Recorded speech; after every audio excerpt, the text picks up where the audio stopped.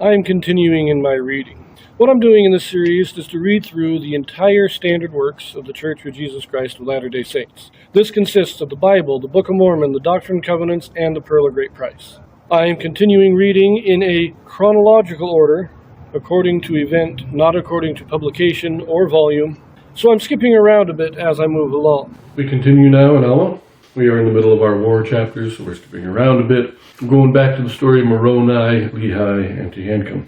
So far in the war, we've had the eastern and western theaters. Most recently, of course, Moroni, Tehancum, and Lehi, through very clever stratagem, were able to defeat one of the strongest Lamanite armies and retake the city of Mulek. In the west, Helaman and his 2,000 stripling warriors, they also defeated a great army of the Lamanites, but their chief captain, Antipas, was killed. Now, there was some negotiation over the city of Antipara, but Helaman, realizing the city wasn't well defended, didn't want to negotiate. The city was abandoned by the Lamanites and retaken by the Nephites without fighting. That's where we left off. That was the end of the 28th year of the reign of the judges, about the third year of the war. Now, we pick this up in chapter 54. Ammoron and Moroni negotiate for the exchange of prisoners. Moroni demands that the Lamanites withdraw and cease their murderous attacks. Ammoron demands that the Nephites lay down their arms and become subject to the Lamanites. And now it came to pass in the commencement of the 29th year of the reign of the judges, that Ammoron sent unto Moroni, desiring that he would exchange prisoners. And it came to pass that Moroni felt to rejoice exceedingly at this request, for he desired the provisions which were imparted for the support of the Lamanite prisoners, for the support of his own people. And he also desired his own people for the strengthening of his army. Now the Lamanites had taken many women and children, and there was not a woman nor a child among all the prisoners of Moroni, or the prisoners whom Moroni had taken. Therefore Moroni resolved upon a stratagem to obtain as many prisoners of the Nephites from the Lamanites as it were possible. Therefore he wrote an epistle, and sent it by the servant of Ammoron, the same who had brought an epistle to Moroni. Now these are the words which he wrote unto Ammoron, saying, Behold, Ammoron, I have written unto you somewhat concerning this war which ye have waged against my people, or rather which your brother hath waged against them, and which ye are still determined to carry on after his death. Behold, I would tell you somewhat concerning the justice of God and the sword of his almighty wrath, which doth hang over you, except ye repent and withdraw your armies into your own lands, or the land of your possessions, which is the land of Nephi. Yea, I would tell you these things, if ye were capable of hearkening unto them. Yea, I would tell you concerning that awful hell that awaits to receive such murderers as thou and thy brother have been, except ye repent and withdraw your murderous purposes, and return with your armies to your own lands. But as ye have once rejected these things, and have fought against the people of the Lord, even so I may expect that ye will do it again. And now, behold, we are prepared to receive you. Yea, and except ye withdraw your purposes, behold, ye will pull down the wrath of that God whom ye have rejected upon you, even to your utter destruction. But as the Lord liveth, our armies shall come upon you, except ye withdraw, and ye shall soon be visited with death, for we will retain our cities and our lands. Yea, and we will maintain our religion and the cause of our God. But behold, it supposeth me that I talk to you concerning these things in vain, or it supposeth me that thou art a child of hell.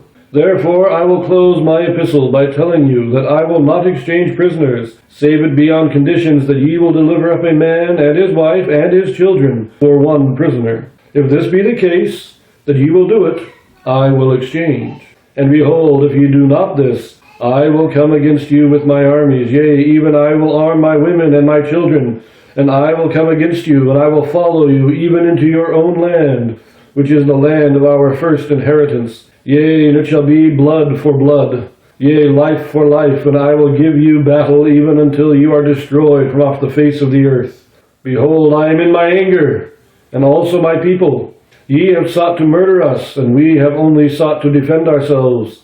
But behold, if ye seek to destroy us more, we will seek to destroy you. Yea, and we will seek our land, the land of our first inheritance. Now I close my epistle. I am Moroni. I am a leader of the people of the Nephites. Now it came to pass that Ammoron, when he had received this epistle, was angry, and he wrote another epistle unto Moroni. And these are the words which he wrote, saying, I am Ammoron, the king of the Lamanites. I am the brother of Amalickiah, whom ye have murdered. Behold, I will avenge his blood upon you, yea, and I will come upon you with my armies, for I fear not your threatenings. For behold, your fathers did wrong their brethren, insomuch that they did rob them of their right to the government, when it rightly belonged unto them. And now behold, if ye will lay down your arms, and subject yourselves to be governed by those to whom the government doth rightly belong, then will I cause that my people shall lay down their weapons, and shall be at war no more. Behold, ye have breathed out many threatenings against me and my people. But behold, we fear not your threatenings. Nevertheless, I will grant to exchange prisoners according to your request, gladly, that I may preserve my food for my men of war. And we will wage a war which shall be eternal, either to the subjecting the Nephites to our authority, or to their extinction. And as concerning that God whom ye say we have rejected, behold, we know not such a being, neither do ye. But if it so be that there is such a being, we know not but that he hath made us as well as you. And if it so be that there is a devil and a hell, behold, will he not send you there to dwell with my brother whom ye have murdered, whom ye have hinted that he hath gone to such a place? But behold, these things matter not. I am Ammoron, and a descendant of Zoram, whom your fathers pressed and brought out of Jerusalem. And behold, now I am a bold Lamanite. Behold, this war hath been waged to avenge their wrongs, and to maintain and to obtain their rights to the government. And I close my epistle to Moroni. I have to say, I think Zoram would be very disappointed in his descendants. Malachi and Ammoron are the descendants of Zoram, the servant of Laban. Man, I think Zoram would be very disappointed in them.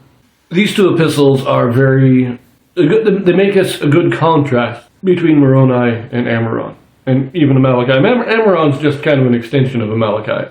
They're brothers. The one was following the other until his death. They're really the same. Now, they have somewhat different personalities, but they're basically just an extension of each other. They're evil and they're cunning, all of it.